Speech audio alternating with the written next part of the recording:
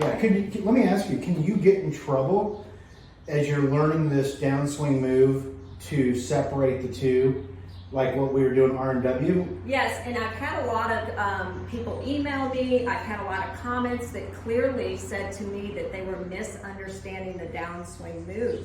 It is one move. The reaction to that, again, the whole purpose is to shift you onto your lead leg with your hips rotating. They will rotate by themselves. Don't try to rotate them. It is automatic, and if you're doing it right, your hips should definitely be 45 degrees. This way, they call that open.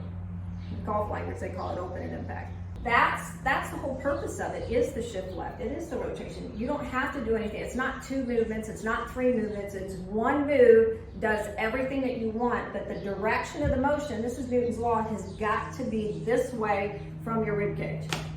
All right? The wrong move again. So I want you to watch. That's a side bend. So bring your shoulders up. Now do a side bend.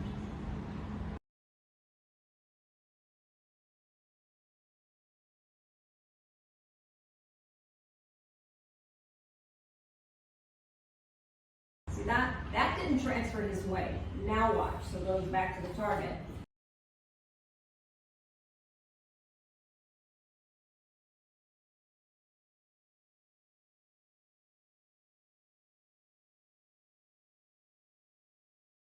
So he's going to the top of his backswing. I'm just going to move his hips. Or not. Yes, I'm moving his hips. That's the point. The downswing is the hips moving left. It's the hips rotating. It's the hips moving onto the lead leg. I'm using a linear motion from here to make that happen. So the rib cage move isn't, okay, so I need to move my rib cage, and then I need to shift my weight, and then I need to rotate my hips and pull my elbow into the slot. It's all the same. We're just using that.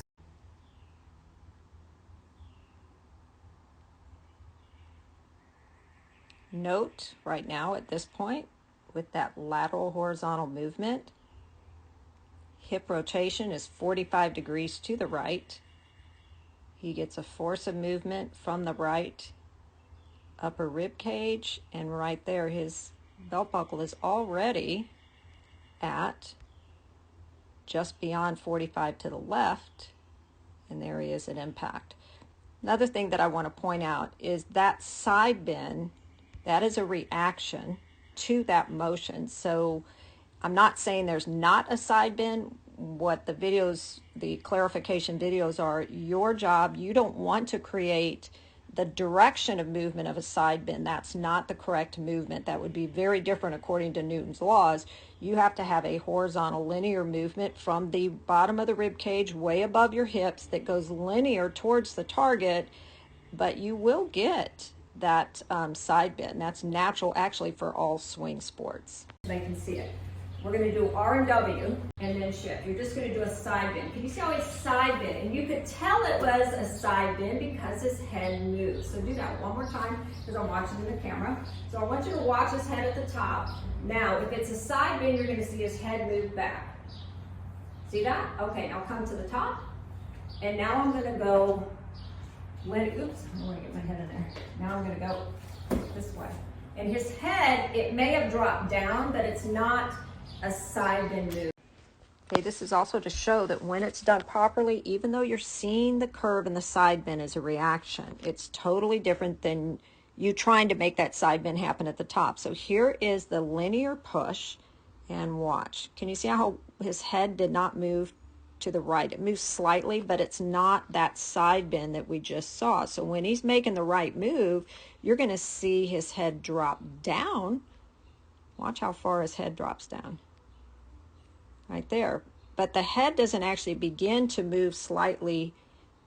He's a right-handed golfer until he's almost at impact. That's exactly how we see tour pros do it. It's the same move. You will no longer chicken wing and pull back. You will get more extended, which will make you longer, and it will give you better club face control, holding that club face at the target longer, which is what pros do better than anybody. Right, right. And that, and notice with his, when he was doing a side bend as a rib cage move, he had to really kind of help get his belly button to the target. when I just pushed on that rib cage, literally, if you look at where his club is and where his body is in the downswing, I mean, that's tour pro position, but there was only one movement and one force of movement we used to get that. So one more time, I wanted to see it again. One more time, I'm just gonna make a, R&W? nope, let's just go it the right way. So I want you to watch his position, good. So right here, and I'm going to, as hard as I can,